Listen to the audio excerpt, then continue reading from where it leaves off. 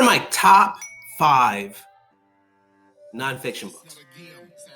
So the first one I want to say is the 48 Rules or Laws of Power by Robert Greene. I think that book is immaculate. I think it's fun. It's not too much. I think for somebody who is not a real reader, who wants to become a reader, it's a book that you can get through quickly. It's very interesting. It's very applicable to your daily life. I think that you can use it to earn more money. Second book, I would say is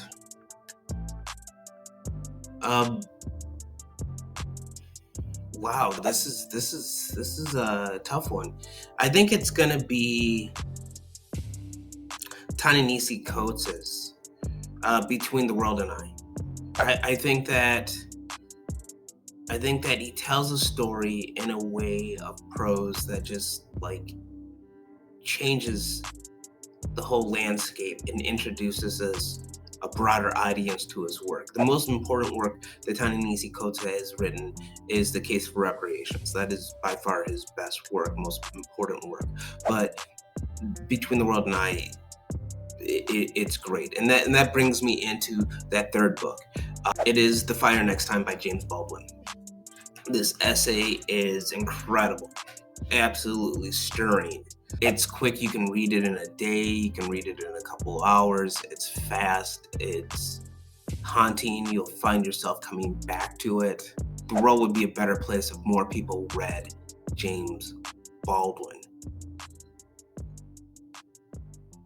I find that the next book is the book, if just 10% of Americans read, would we be in a better place? And it's done by W.E.B. Du Bois.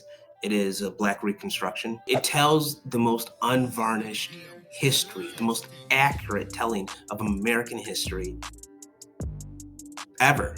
It actually describes Americans as they were, who they were, before the Civil War, during the Civil War, and after the Civil War, during the period known as Reconstruction. It lays bare the disdain that the wealthy whites had, aka the planters, had for the poor white people who littered the little scraps of land between the giant plantation. Whiteness was not condoned or connoted onto them until these white wealthy planters needed these people of European descent to be their cannon fodder for the Civil War. Only then were they allowed to become white men. Because remember, back in the earliest part of our history in America, you are not white unless you were a land-owning person. So this book, which was banned by academia, kind of like Their Eyes Were Watching God, was banned, which was shunned and hidden away until Alice Walker found it. That is the same as Black Reconstruction.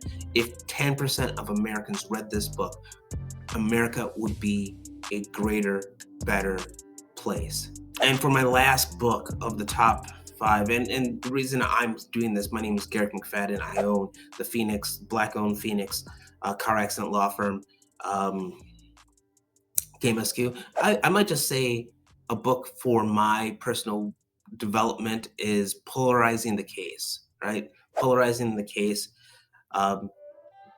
helped me shape the way, or the rules of the road. Those two by the same author.